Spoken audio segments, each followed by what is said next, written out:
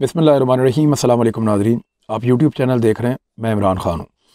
मुल्क अपने फ़ायदे और नुकसान के लिए कैसे फ़ैसले करते हैं और कैसे चीज़ों को अपने हक़ में इस्तेमाल करते हैं, इसकी मिसाल आजकल के दौर में बहुत तेज़ी से आपको मिल जाती है।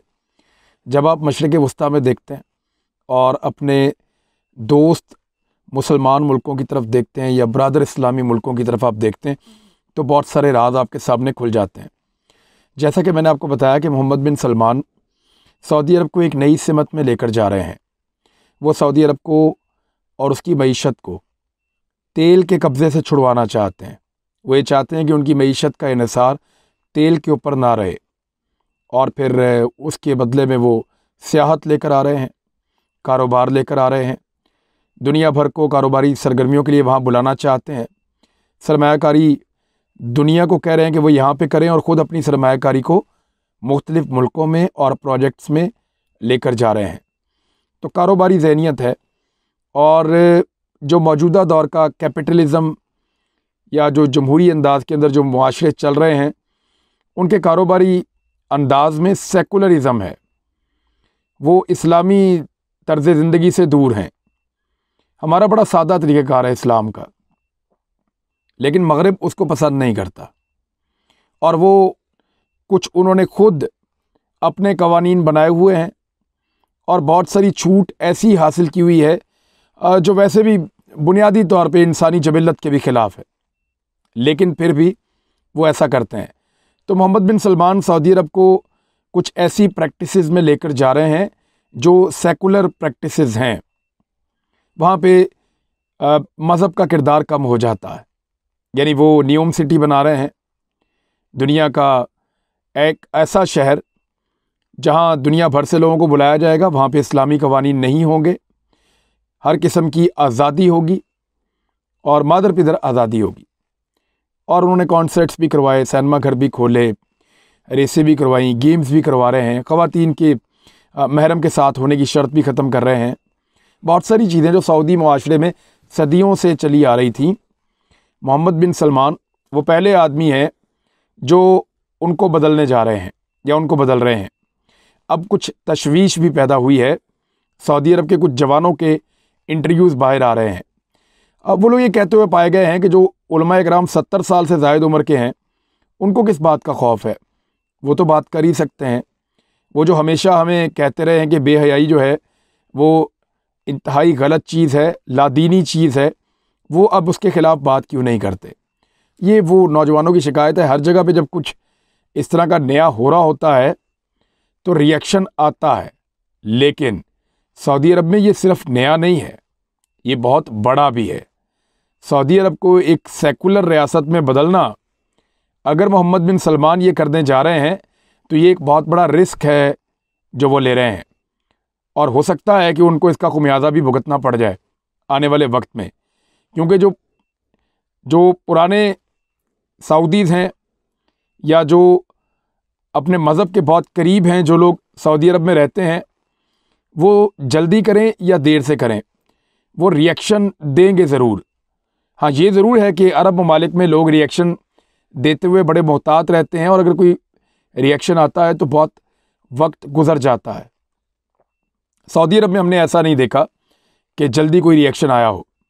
इसी तरह यूएई ने एक बड़ा अहम फ़ैसला किया है, और यूएई के अंदर तो रिएक्शन आना ही बंद हो गया ऐसा लगता है। मुत्तहदा अरब अमारात ने या यूएई ने सिनेमा सेंसरशिप ख़त्म कर दी है अपने मुल्क में।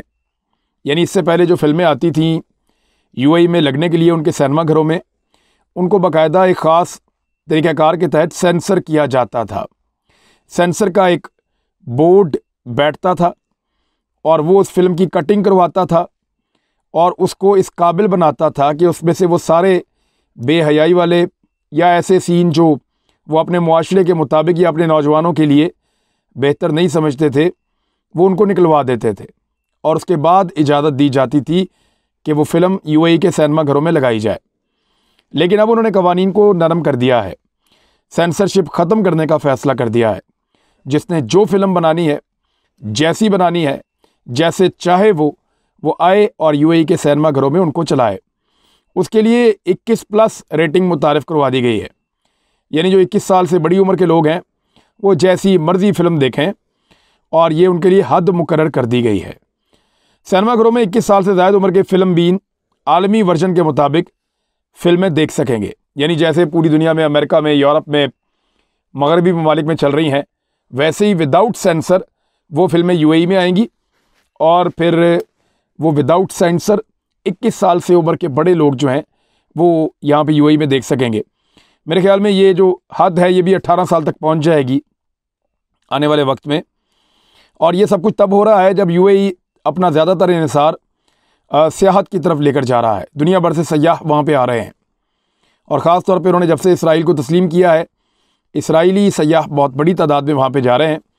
तो फिल्मों की काट छांट या एडिटिंग वो ख़त्म कर ली गई है।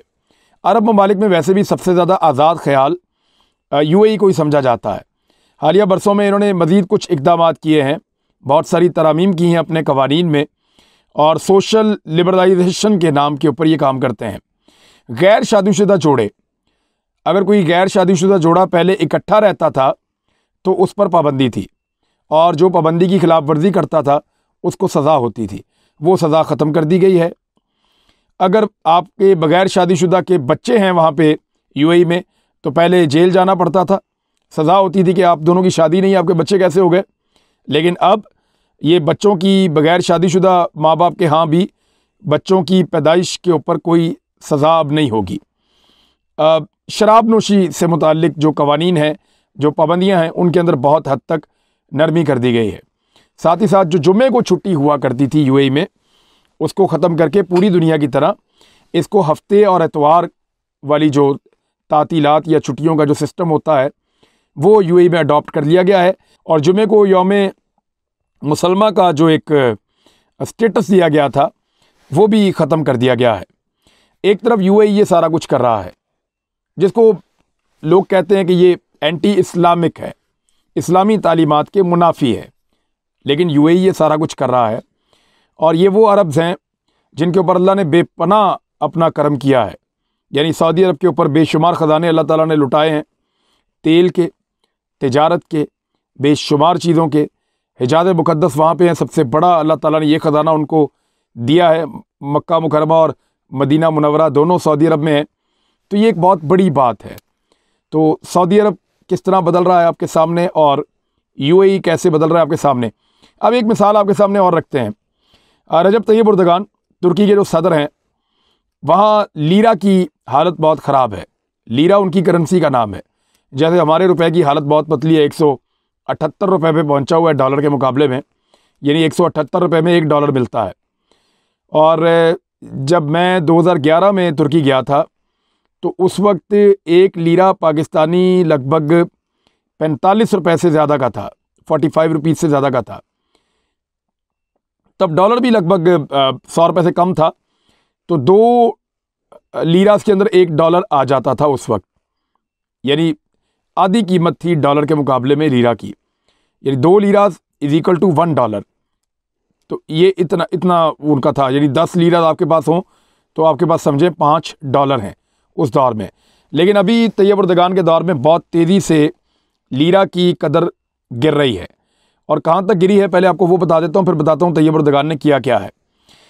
आज से चंद महीने पहले तक, 3 महीने पहले तक जो लीरा था वो $1 में 7.4 लीरा आ जाते थे। और इस वक्त जो है गुज़िश्ता 3 माह में लीरा अपनी निसफ कदर खो चुका है। और जनवरी से लेकर अब तक यानी $7.4 से लेकर $17.4 तक का लीरा हो चुका है। यानी इतनी कदर खो दी है कि 2011 में ये था आधे डॉलर का 1 लीरा, और इस वक्त जो है वो यानी 2 लीरा जो हैं वो $1 के बराबर थे, और अब 17.4 लीरा जो हैं वो $1 के बराबर है। तो बड़ी बुरी तरह इनकी करेंसी गिरी है तुर्की की। लेकिन तुर्की के सदर ने इस्लामी तालीमात का हवाला देते हुए कहा कि करेंसी को मुस्तहकम करने के लिए मैं सूद की शरह में इजाफ़ा नहीं करूँगा, मैं इनकार करता हूँ। जिसके बाद डॉलर के मुकाबले में तुर्की लीरा की कदर मज़ीद 5% कम हो गई है। तैयब एर्दोगान ने महंगाई की सालाना शरह 20% से बढ़ जाने के बावजूद मरकज़ी बैंक को कर्ज लेने की लागत को तेज़ी से कम करने पर मजबूर किया है। यानी तैयब एर्दोगान लगातार सूद कम करते जा रहे हैं। उनका टारगेट है कि वो सूद को तुर्की में से ख़त्म करेंगे। उनका ये मानना है कि हमारे इस्लामिक सिस्टम के अंदर सूद नहीं है और मुस्लिम अकीदे ने उन्हें शरह सूद में इजाफे से रोक रखा है, और इसके बारे में उन्होंने बयान भी दिया था। उनका ये इरादा है कि सूद को बिल्कुल आहिस्ता आहिस्ता ख़त्म किया जाए, और बहैसियत मुसलमान मैं वही करूँगा जो हमारा दीन कहता है। हम सूद में कभी करते जाएंगे चाहे हमारे रुपए की कदर गिरती चली जाए, मुझे इससे कोई परवाह नहीं है। अब वो ये कर रहे हैं, तो उनके लीरा की कदर गिरती जा रही है और वहाँ अफराते ज़र में इजाफा होता जा रहा है, महंगाई बढ़ती जा रही है लगभग 20% से ज़्यादा, और फिर इसके अलावा वो सूद के ऊपर किसी किस्म का कंप्रोमाइज़ करने को तैयार नहीं है।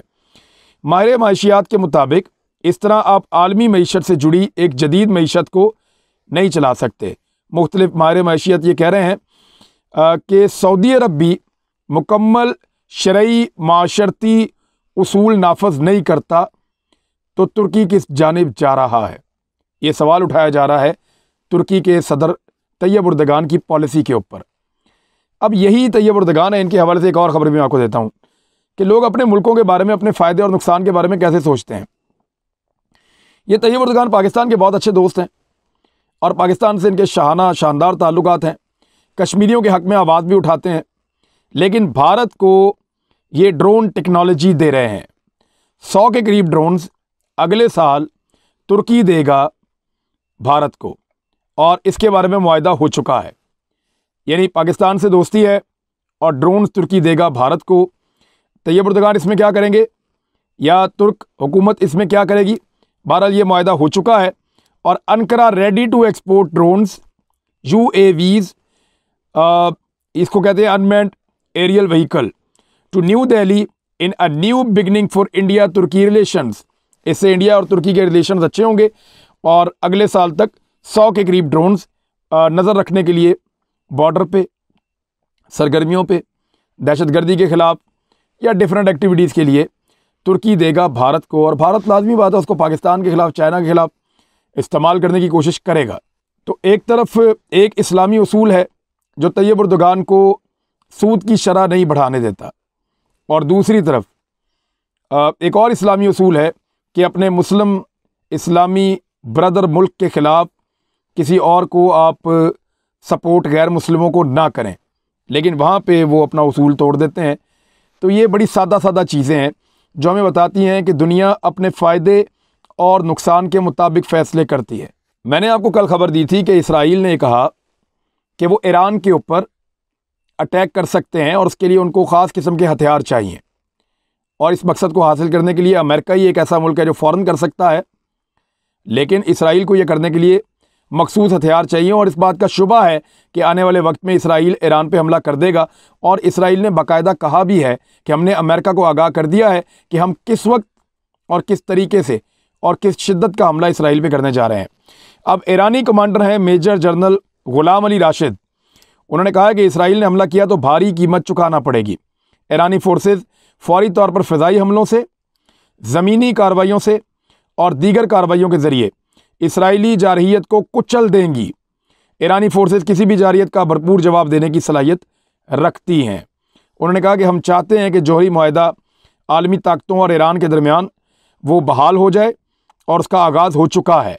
मुआहदे पर अमल दरामद की सूरत में तेहरान अपने जौहरी प्रोग्राम को महदूद करेगा, जिसके जवाब में अमेरिका, यूरोपीय यूनियन और अक़वाम मुत्तहिदा की जानिब से ईरान पर आयद इक़्तिसादी पाबंदियों में नरमी की जाएगी। लेकिन क्योंकि इसराइल ये समझता है कि ईरान उनके लिए एक मुसलसल ख़तरा है, लिहाजा वो कोई एडवेंचर भी कर सकता है, उसी का जो जवाब है वो ईरानी जनरल ने दिया है कि फिर मुंह तोड़ जवाब देंगे, फिर एक मुकम्मल जंग होगी उनके साथ। साथ ही साथ ईरान ने एक स्टेटमेंट दिया है कि अब सऊदी अरब के साथ ताल्लुकात के लिए हमने जो करना था हमने किया, अब बातचीत का मज़ीद इन्हिसार इस बात पर है कि रियाद हुकूमत यानी सऊदी हुकूमत कितनी संजीदा है। और ईरान और सऊदी अरब ने इस साल बहुत अरसे के बाद बराह रास्त बातचीत की है, और ये बातचीत जारी रहनी चाहिए। अब तक के लिए इतना ही। अपना ख्याल रखिएगा, अपने इस चैनल का भी। अल्लाह हाफ़िज़।